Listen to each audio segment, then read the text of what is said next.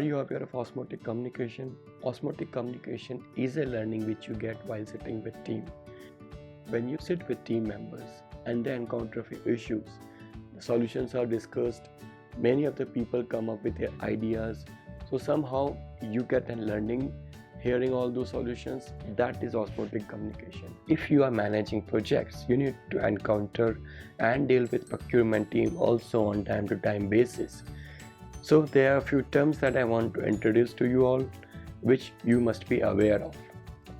Request for information, request for proposal, request for tender and request for quotation. These are a few basic terms that you must be knowing when you are dealing with procurement team or with any vendor when you are framing any contracts. If you are looking for a product or a service to be worked out by some other person or a vendor, then you need some document that needs to be surfaced first to get an information of available vendors. Here comes request for information document. Request for information document is a first document which gives an understanding of what you want to be worked for, what you want the customer or the supplier to work for. Request for information is basically used when there are a lot of suppliers available but you don't know about them. You want to hear what the background is, how much capable they are. So to get this information from suppliers, first of all, request for information document is circulated.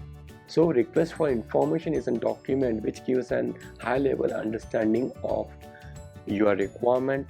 Also, it gives a chance to vendors, all the multiple vendors which are available in market, to give their proposals.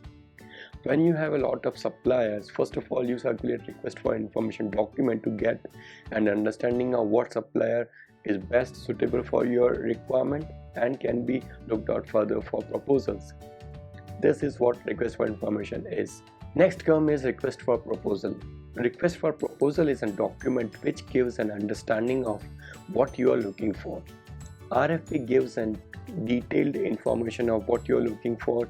You know your supplier who are willing to serve you, and you know in and out about their history, their experience, and you circulate a request for proposal.